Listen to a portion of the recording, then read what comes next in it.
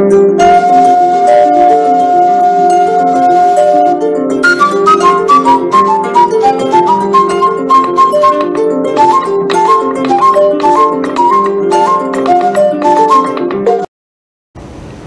sommes le jeudi 23 octobre. Bonsoir à tous. Voici les titres. Après le sommet d'Abidjan, le centre Audace et le ministère de la promotion féminine se donnent la main pour changer le monde mondial où les droits reproductifs sont fragiles. Nous parlerons également du lancement qu'on a créé de la 3e édition du forum Guinée FinTech Week, une fusion finance et technologie pour améliorer les services financiers en Guinée. Et enfin, nous irons à Forêt-Caria où l'érudit de Kindi a rendu visite aux autorités administratives et les religieux de cette localité.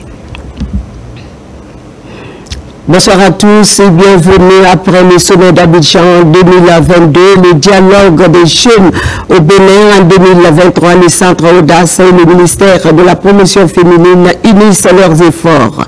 Dans un paysage mondial contrasté où les droits reproductifs sont fragiles, l'Afrique francophone exprime sa détermination à porter une voix comme le message clé. Réduire la mortalité maternelle est une priorité absolue selon nos envoyés spéciaux Mohamed de Camara et Suleiman Camara. Conakry accueille la 3e édition du dialogue régional pour l'avancement de la santé et des droits sexuels et reproductifs en Afrique francophone, DASAF. Cet événement stratégique, organisé par le Centre Audace et le ministère guinéen de la promotion féminine, a pour objectifs principaux faire reculer la mortalité maternelle, garantir l'autonomie corporelle des femmes et des filles. Selon l'Institut Goodmatcher, 15,4 millions d'avortements ont été pratiqués en Afrique subsaharienne en 2019. 77% de ces avortements ont été réalisés dans des conditions non sécurisées, exposant les femmes à de graves risques de complications, d'invalidité, voire de décès. Derrière ces chiffres, il y a des vies fauchées, des familles brisées, des femmes et jeunes filles abandonnées à leur sort, souvent dans la stigmatisation, la peur et l'isolement. Et pourtant, des instruments juridiques existent. Ce sommet nous appelle à unir nos voix, à renforcer la solidarité et à mettre nos forces en commun avec les institutions et les communautés à la base pour élever nos engagements. L'Afrique francophone y affirme une voie commune avec des priorités claires, réduire la mortalité maternelle, favoriser le leadership local et innover. Notre mission en tant que mouvement est donc de tout mettre en œuvre sans relâche pour que ce droit soit accessible pour les femmes et les filles partout en Afrique et dans le monde. Le gouvernement guinéen soutient toute action qui vise à garantir l'accès des femmes et des filles à des soins de santé respectueux, sûrs et fondés sur les droits humains. Cela inclut le renforcement de l'éducation sexuelle, la lutte contre les grossesses précoces et la mise à disposition de services adaptés aux besoins spécifiques des jeunes et des femmes. Le DASAF 2025 vise à construire un mouvement africain durable pour que chaque personne puisse exercer ses choix reproductifs avec la dignité et la sécurité. De Conakry s'élève un message d'action collective pour une justice reproductive et un droit fondamental à la santé pour tous. Ici à Conakry, présentation ce mercredi au ministère de l'Information et de la Communication des nouveaux fonctionnaires engagés au compte de la RTG aux autorités du département après leur service militaire. Dans les différents discours, un hommage appuyé a été rendu au président de la République, le général Mamadi Doumbouya. Une occasion mise à profit pour rappeler à ces nouveaux fonctionnaires les exigences qui s'imposent au regard de leur nouveau statut. Plus de détails avec Ousmane Kerno Diallo. Avec assurance et fierté, les nouveaux fonctionnaires recrutés pour le compte de la RTG défilent et marquent leur attachement à servir la patrie avec loyauté, tel qu'appris dans les différents centres d'instruction où ils ont effectué leur service militaire. Le sens de l'honneur, l'amour de la patrie et la discipline sont là autant d'éléments qu'ils ont appris et qu'ils incarnent désormais. À cette cérémonie de présentation, les nouveaux fonctionnaires de la RTG ont tenu surtout à remercier le chef de l'État à qui ils ont rendu un vibrant hommage après avoir attendu pour certains plus de 10 ans avant d'intégrer les effectifs de la fonction publique suite à un concours. Nous saluons particulièrement l'engagement de son Excellence, le général d'armée Mamadi Doumbouya, président de la République, chef de l'État et chef suprême des armées, dont la vision de rajeunissement de l'administration publique, d'instaurer de la culture du mérite et de justice sociale a permis cette avancée historique. Pour la première fois dans l'histoire de notre média public, plus de 300 agents de la RTG sont intégrés à la fonction publique en une seule vague. Un acte fort, juste et porteur d'espoir. Nous voudrons donc exprimer notre gratitude au président de la République pour cet acte de haute portée. Nos sincères remerciements au ministre de l'Information, M. Fana Souma, pour tout son engagement et son accompagnement tout le long de ce processus de recrutement qui aura été assez complexe et concluant. Au nom de la Direction générale, donc, nous adressons nos vifs remerciements aux nouveaux fonctionnaires que nous célébrons aujourd'hui pour leur disponibilité et leur efficacité à la tâche. Désormais pleinement intégrés dans les effectifs de la fonction publique, ces hommes et femmes de médias évoluant à la RTG vont redoubler d'efforts pour informer la population, contribuer à maintenir la paix sociale et promouvoir l'image d'une Guinée en pleine mutation économique. La cérémonie de présentation faite dans une atmosphère pleine de solennité avec des représentants du ministère de la Défense nationale illustre cette ambition de voir les nouveaux fonctionnaires travailler ardemment, toujours animés par l'esprit patriotique, en plaçant donc l'intérêt général au-dessus de tout. Cet engagement collectif de 350 nouveaux fonctionnaires, dont 22 restent encore au sol pour être régularisés, représente une action inédite dans la vie de notre institution. Au nom de l'ensemble des camarades travailleurs et travailleuses de la radio-télévision guinéenne RTG, et à mon nom personnel, je voudrais adresser mes sincères et profonds remerciements à son Excellence, Monsieur le Président de la République, chef de l'État, chef suprême des armées, général Mamadi Doumbouya, pour la haute attention qu'il ne cesse d'accorder au secteur de l'information et de la communication, et plus particulièrement à la RTG, notre maison commune. De 5 à nos jours, des étapes importantes ont été franchies. Mais jusqu'à date, le diagnostic montre que nous avons besoin d'un capital humain responsable, consciencieux et discipliné. Raison pour laquelle il a été demandé de reprendre le service militaire obligatoire. Si au temps de la Révolution, nos anciens qui ont servi la République l'ont fait avec patriotisme, avec désintérêt, il était temps que nous revenions sur ces anciennes habitudes. Bien avant d'occuper le poste de ministre, le chef de département de l'information et de la communication avait fait du recrutement des stagiaires de la RTG à la fonction publique une de ses priorités. Ceci a été rendu possible grâce au chef de l'État, le général Mamadi Doumbouya, qui, depuis son avènement à la tête de notre pays, impulse la dynamique de modernisation et de rajeunissement de l'administration publique guinéenne. Votre présence ici marque une étape importante dans le renforcement des capacités de notre administration.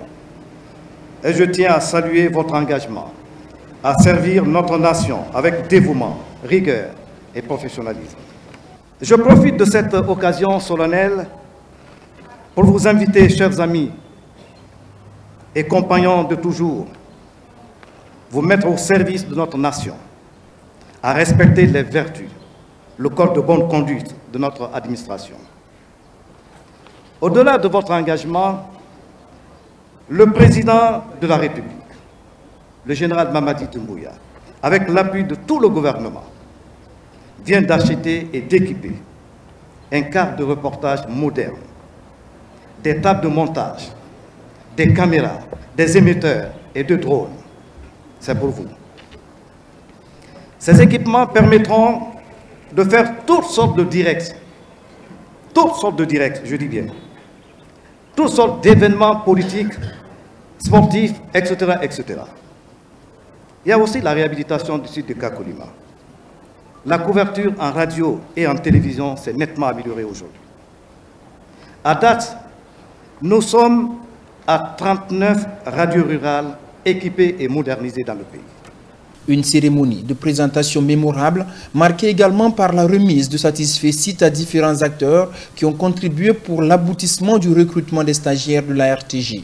En premier lieu, le président de la République est suivi du chef de gouvernement ainsi que de nombreuses autres personnalités, toutes ayant, de près ou de loin, apporté leur soutien à une génération aujourd'hui pleinement consciente de la responsabilité qui est la sienne dans le fonctionnement de la RTJ, avec pour ambition de porter ce média de service public à un niveau encore plus important.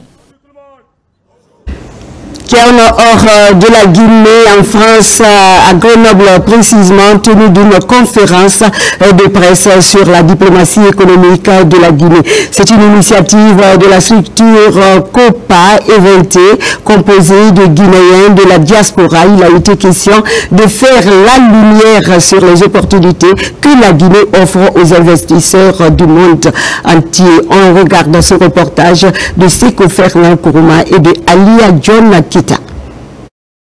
La diplomatie économique, un thème bien à propos, quand on sait que notre pays prend un tournant décisif pour son décollage économique. Aujourd'hui, la Guinée est devenue une terre d'investissement au regard de toutes les opportunités qu'elle offre. C'est dans ce contexte que la structure COPA Eventé réunit la diaspora et tous les potentiels investisseurs à regarder vers la Guinée.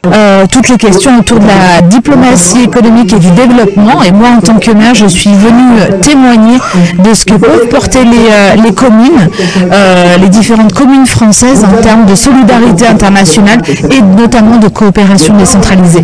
L'occasion était utile pour les participants à cette conférence de presse de jauger les facilités d'investir en Guinée.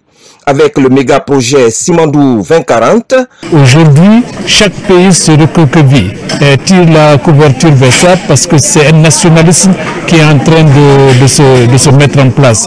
Des politiques industrielles que chaque pays est en train de mettre en place pour défendre ses intérêts. Donc ça aussi, c'est une autre façon de faire de la diplomatie économique. Je dirais que c'est l'envie aussi de faire bouger les choses au sein de la communauté guinéenne. Elles l'ont toutes exprimé un besoin aujourd'hui de changer les choses, un besoin aujourd'hui d'un consulat honoraire pour désengorger Paris, si je puis dire. Pour le président de la structure COPA Eventé, l'heure est de faire de la visibilité sur la Guinée. Nous constatons que aujourd'hui la communauté guinéenne à l'international est très importante, surtout ici dans cette belle région qui est Rhône-Alpes-Auvergne, précisément à Grenoble. Donc on est parti sur ça pour qu'on puisse échanger et interpeller aussi nos autorités pour l'importance de la diaspora ici dans cette région et aussi solliciter leur accompagnement. Au terme de la rencontre, les participants ont exprimé leur satisfaction quant à la vision de la structure COPA Eventé de réunir des personnalités de tous horizons pour discuter du développement économique de la Guinée. Pendant ce temps, ici à Conakry, le Centre de recherche et de formation en infectiologie de Guinée a accueilli cette semaine les premières journées scientifiques de la plateforme de recherche internationale en santé mondiale. Une rencontre placée sous l'égide du ministère de l'enseignement supérieur qui accompagne l'exercice. N'est-ce pas, Mounir Barry? On t'écoute. Pendant 10 jours, des experts de Guinée, d'Afrique et d'Europe ont échangé sur les avancées scientifiques, les défis liés aux maladies émergentes et les perspectives pour renforcer la recherche médicale dans le pays.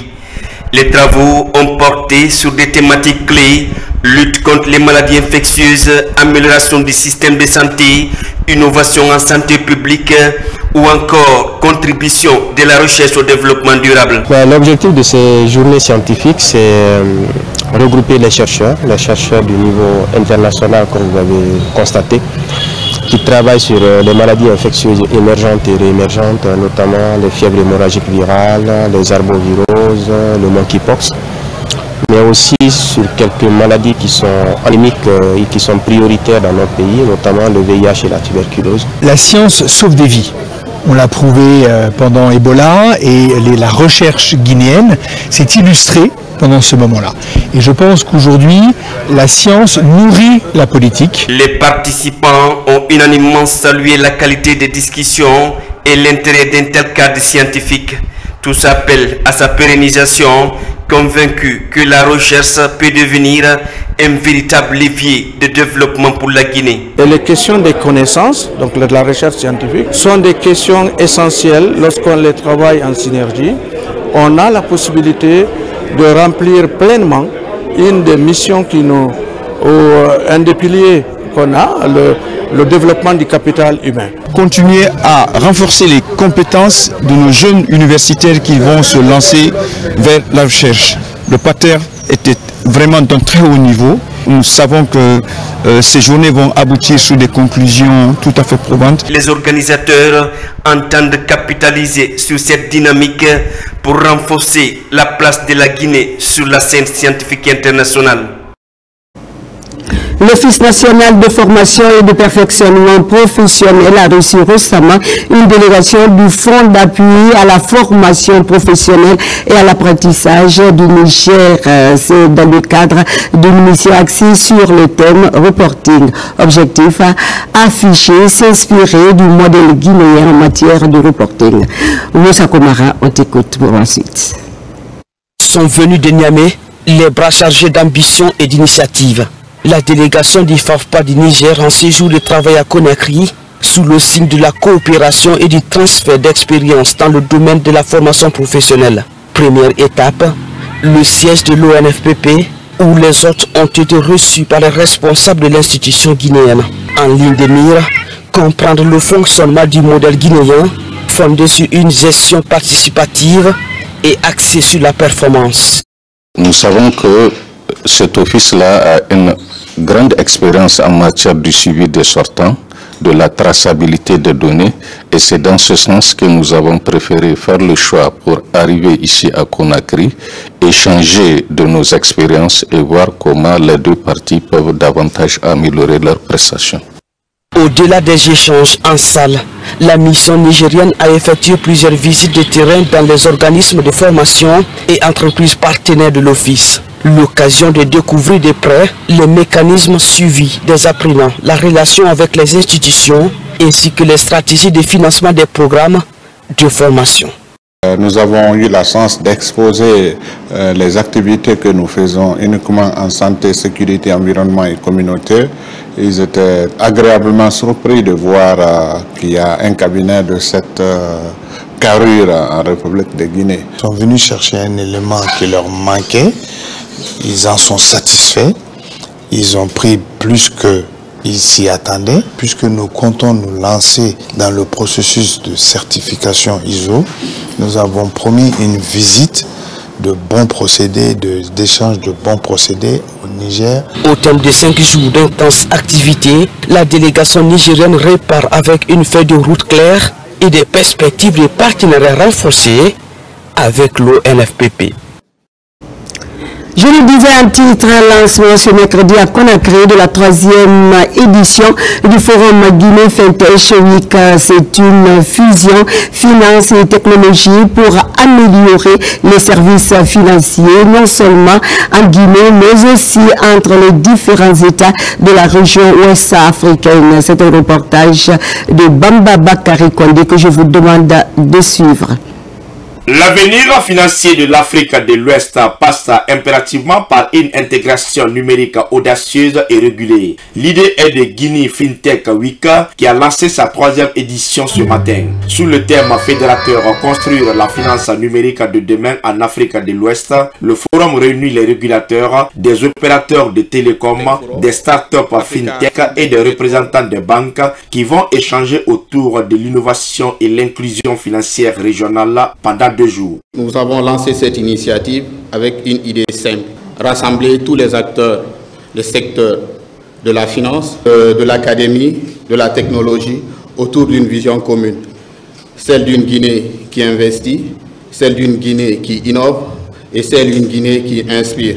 Cette année, l'enjeu majeur est la nécessité d'harmoniser les cadres législatifs pour faciliter les paiements transfrontaliers et sécuriser les investissements. Nous croyons fermement que l'avenir de la finance africaine se jouera sur notre capacité collective à intégrer la technologie au cœur de nos modèles, afin de rendre les services financiers accessibles à tous, en particulier aux populations jusque-là exclues du système bancaire. Depuis l'avènement du CNRD en septembre 2021, le gouvernement a instauré un cadre réglementaire clair et incitatif qui permet aujourd'hui à l'innovation de s'épanouir.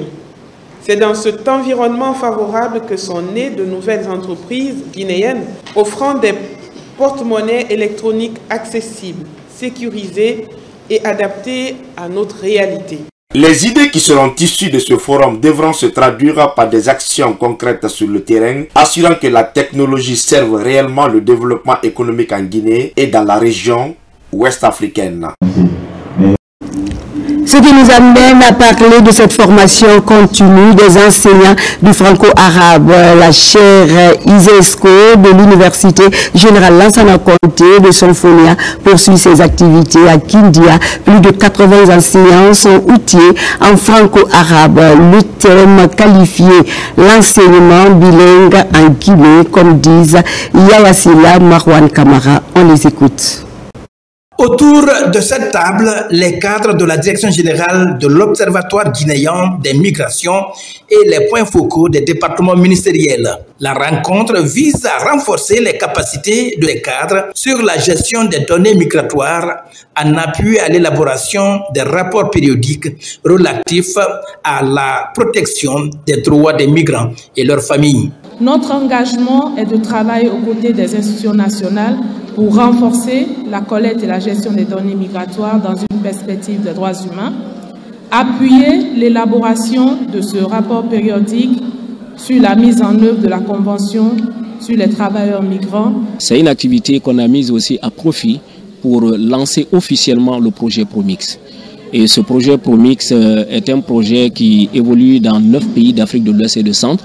La Guinée vient d'adhérer à ce projet et il est le 10e pays. La Guinée est très engagée dans la protection des droits des migrants et leurs familles à travers la signature de toutes les conventions internationales relatives à la protection des droits des migrants. Cela se traduit aussi par la mise en œuvre du projet PROMI avec l'accompagnement des partenaires techniques et financiers.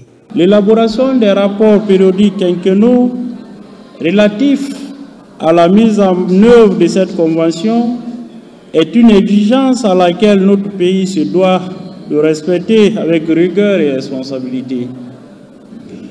Ce processus implique non seulement une synergie d'action multisectorielle, mais aussi et surtout une coordination renforcée entre les acteurs impliqués dans la gestion de la migration pour une meilleure maîtrise de ce phénomène. Pendant 3 jours d'échanges et de débats, ces participants feront en sorte qu'un draft périodique du rapport crédible soit élaboré sur la situation des migrants et leurs familles. Parlons à présent de la protection de la mangrove sur le delta du fleuve Concouré. Un consortium de 3 structures travaille en synergie pour lutter contre la dégradation de ce littoral. Des engins roulants sont mis à la disposition des agents de terrain pour faciliter leur mobilité et assurer une meilleure coordination des activités en faveur de cet écosystème. N'est-ce pas, Ousmane Ba? Néfaste de l'homme. Pour inverser la tendance, ces acteurs mettent en place un projet de protection des mangroves de Konkouré Promac, une initiative de 3 consortiums qui travaillent en synergie. Ce projet est une initiative de 3 organisations, notamment GRET, qui est le chef de file de ce consortium, Guinée Écologie et Éclosion. Et ça vise à renforcer la préservation des mangroves, mais dans un processus d'établissement d'une aire protégée dans le delta de Konkouré. Pour l'atteinte des objectifs, le consortium dote ses agents d'engins roulants. Il s'agit de ces motos pour faciliter leur mobilité dans l'accomplissement de leurs tâches. La remise de ces motos n'est pas un simple appui logistique, mais elle représente un instrument essentiel pour faciliter la mise en œuvre des activités sur le terrain. Ils permettront aux équipes d'assurer une proximité accrue avec les comités et de renforcer notre engagement. Et nous prenons l'engagement, nous les bénéficiaires de ces engins, vraiment utiliser ces motos exclusivement dans le cadre de la réalisation des activités du projet pour nous rapprocher encore beaucoup plus des communautés locales pour vraiment réussir le projet Promac. Un des volets du projet consiste à la réalisation d'une aire protégée sur le delta du Konkouré. Financé par l'Union européenne, le projet va durer 4 ans. Santé poursuite à Conakry de la campagne de sensibilisation sur le cancer du sein et du col de l'utérus. Ce mardi, le réseau des femmes leaders de la santé était au marché Niger dans la commune de Kaloum. Objectif partager de l'importance du dépistage et de la prise en charge. On regarde ce reportage de Pascaline Yomalo et de Mimoso Yakiti. À Kaloum, le marché Niger a vibré ce mardi au rythme d'une campagne de sensibilisation menée par le Club des femmes leaders de la santé.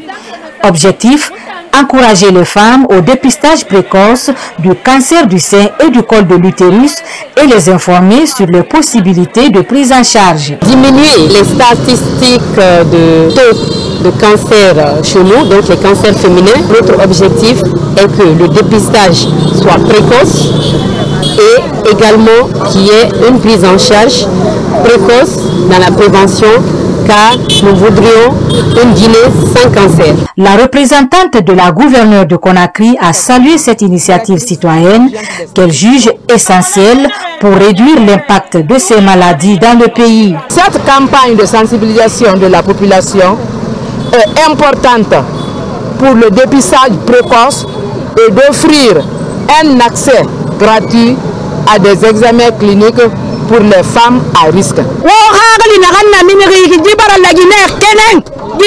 Cette initiative nous apprend, nous les femmes de la Guinée.